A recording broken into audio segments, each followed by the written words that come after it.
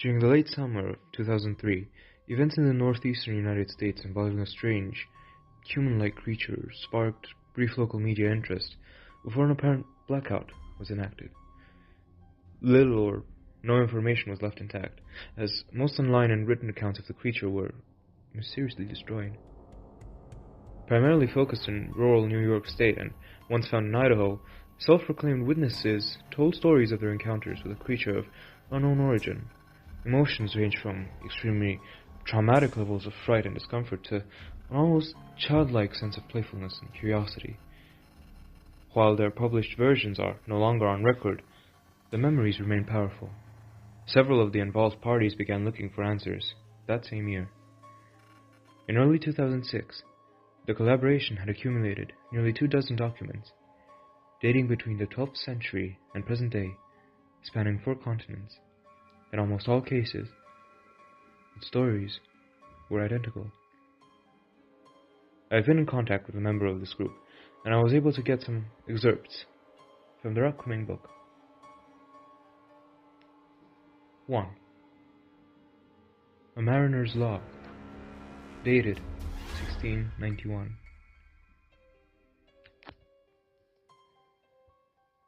He came to me in my sleep, from the foot of my bed. I felt a sensation. He took everything. We must return to England. We shall not come here again. At the request of the Rake.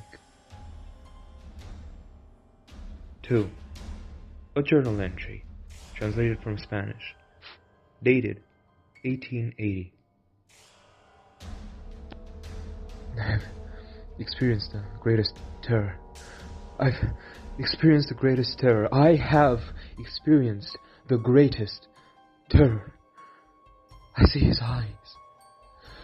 When I close mine, they are hollow, black. They saw me and pierced me. His wet hand.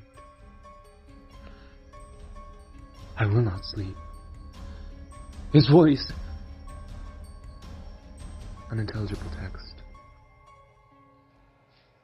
3. A suicide note, 1964. As I prepare to take my life, I feel it necessary to assuage any guilt or pain I have introduced through this act.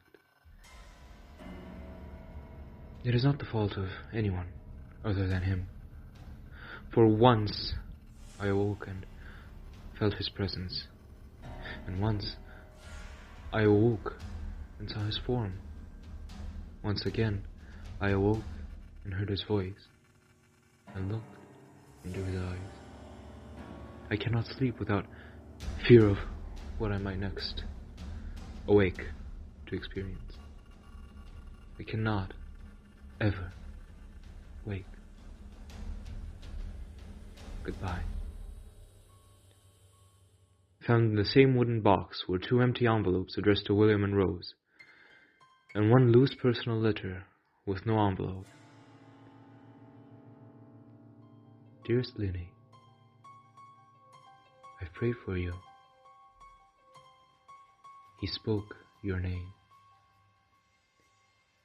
4.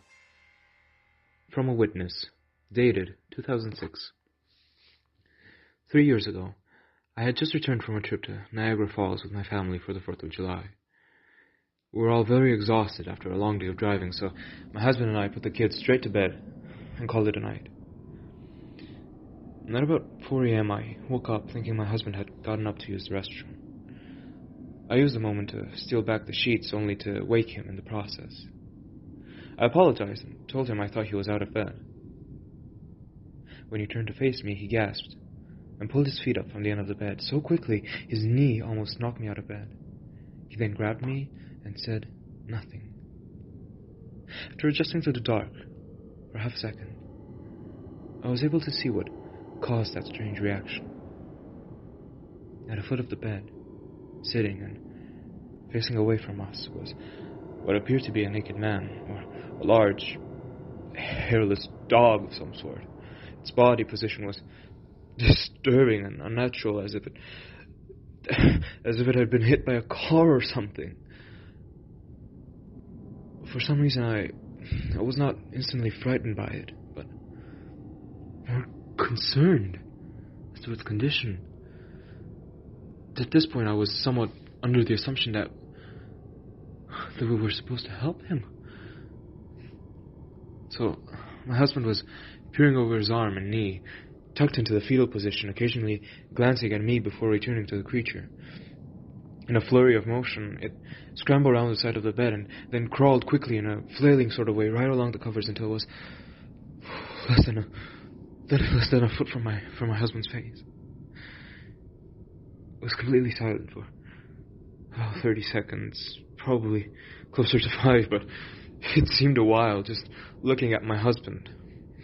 It then placed its hand on his knee and ran into the hallway, leading to the kids' rooms. I screamed and ran for the light switch, planning to stop this thing before it hurt my children. And when I got to the hallway, the light from the bedroom was enough to see it crouching and hunched over about 20 feet away. It turned around and looked directly at me, covered in blood. Covered in blood. I flipped the switch on the wall and I saw my daughter, Clara. The creature ran down the stairs as my husband and I rushed to help our daughter. She was very badly injured. And in her short life, she spoke only once more. All she said was, "He is the Rake." My husband drove his car into a lake that night while rushing our daughter to the hospital. They did not survive. Being a small town, the news got around pretty quickly. The police were helpful at first, and the local newspaper took a lot of interest as well. However, the story was never published, and the local television news never followed up either. For several months, my son Justin and I stayed in a hotel near my parents' house. After we decided to return home, I began looking for answers myself. I eventually located a man in the next town over who had a similar story. We got in contact and talked about our experiences. He knew of 2 other people in New York who had seen the creature we now refer to as the Rake. It took the 4 of us 2 solid years of hunting on the internet and writing letters to come up with a small collection of what we believed to be accounts of the Rake. None of them gave any details, history, or follow-up. One journal had an entry involving the creature in its first 3 pages. They never mentioned it again. A ship's log explained nothing of the encounter, saying only that they were told to leave by the Rake. That was the last entry in that log. There were, however, many instances where the creature's visit was one of a series of visits with the same person. Multiple people also mentioned being spoken to, my daughter included. This led us to wonder if the Rake had visited any of us before our last encounter. I set up a digital recorder near my bed and left it running all night, every night, for 2 weeks. I would tediously scan through the sounds of me rolling around in my bed each day when I woke up. By the end of the 2nd week, I was quite used to the occasional sound of sleep while blurring through the recording at 8 times the normal speed. It still took almost 1 hour every day. On the first day of the 3rd week, I thought I heard something different. And I did. What I found was a shrill voice. It was the Rake. I can't listen to it long enough to even begin to transcribe it. I haven't let anyone listen to it yet. All I know is that I've heard it before, and I now believe that it spoke when it was sitting in front of my husband. I don't remember hearing anything at the time, but for some reason the voice on the recorder immediately brings me back to that moment. The thoughts that must have gone through my daughter's head make me very upset. I have not seen the Rake since he destroyed my life, but I know that he has been in my room while I slept. I know, and I fear that one night I'll wake up to see him staring at me.